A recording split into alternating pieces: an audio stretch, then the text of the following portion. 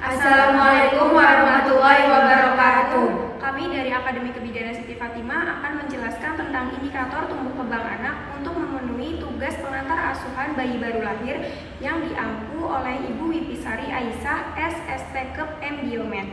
Perkenalkan, nama saya Najwa Fadisi Aziz. Perkenalkan, nama saya Devi Ratna Dwi Anjani. Perkenalkan, nama saya Dwi Rizka Maria. Perkenalkan, nama saya Romaita Kamalia. Langsung saja ke videonya. Indikator tumbuh kembang anak berdasarkan Kemenkes dibagi menjadi dua, yakni pertumbuhan dan juga perkembangan. Pertumbuhan adalah segala bentuk perubahan fisik yang dapat diukur seperti tinggi badan, berat badan, dan lingkar kepala. Screening tumbuh kembang anak sangat dianjurkan dilakukan setiap bulan bagi anak usia 0 sampai 1 tahun. Jadwal screening ini idealnya akan semakin berkurang sesering bertambahnya usia anak. Ketika usia anak 1-2 tahun, maka jadwal screeningnya menjadi setiap 3 bulan sekali.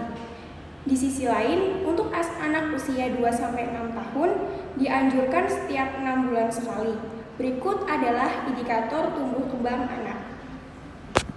Yang pertama ada angka kematian bayi AKB, merupakan jumlah kematian bayi di bawah usia 1 tahun per 1000 kelahiran hidup dalam setahun. AKB yang rendah menunjukkan kualitas pelayanan kesehatan yang baik dan perhatian terhadap kesehatan ibu dan bayi.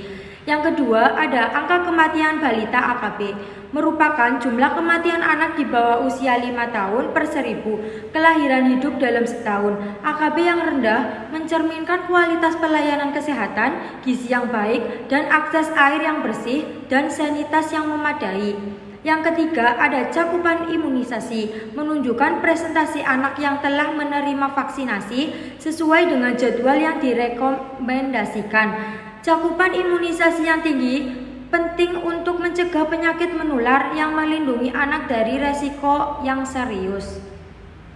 Yang keempat ada status gizi, meliputi berat badan, tinggi badan, dan status kekurangan gizi. Indikator gizi seperti berat badan lahir rendah, kekurangan gizi kronis, dan kekurangan gizi akut mencerminkan kondisi gizi anak yang dapat mempengaruhi pertumbuhan dan perkembangan mereka. Yang kelima ada akses ke pelayanan kesehatan, menunjukkan sejauh mana anak-anak memiliki akses terhadap pelayanan kesehatan yang berkualitas, termasuk akses ke fasilitasan kesehatan, tenaga medis yang terlatih, dan obat-obatan yang tepat. Yang keenam ada angka stunting, merupakan presentase anak di bawah usia 5 tahun dengan tinggi badan lebih pendek dari standar usia. Stunting dapat terjadi akibat kekurangan gizi kronis dan dapat mempengaruhi perkembangan fisik dan kognitif anak. Yang ketujuh ada angka kehamilan remaja, merupakan jumlah kehamilan pada usia di bawah 20 tahun per 1000 perempuan usia 15-19 tahun. Kehamilan remaja ini berisiko tinggi bagi kesehatan ibu dan bayi, termasuk resiko komplikasi selama kehamilan dan persalinan prematur. Yang ke-8 ada praktik ASI atau air susu ibu eksklusif, menunjukkan presentasi bayi yang hanya menerima ASI tanpa tambahan makanan atau minuman lain selama 6 bulan pertama kehidupan. ASI eksklusif memiliki manfaat kesehatan yang penting bagi pertumbuhan dan perkembangan anak. Yang ke-9 ada keberadaan penyakit menular. Indikator ini meliputi kejadian penyakit menular pada anak-anak seperti diare, infeksi saluran pernafasan, dan malaria.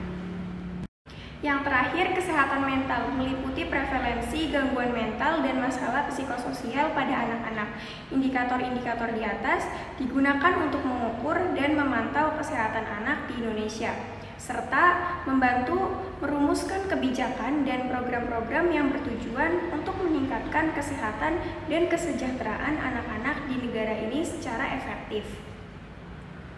Berdasarkan indikator-indikator yang telah disebutkan tentang tumbuh kembang anak, dapat disimpulkan beberapa hal seperti yang pertama, tumbuh kembang anak adalah proses alami dan kompleks yang mencakup perkembangan fisik, kognitif, sosial, dan emosional anak seiring dengan bertambahnya usia.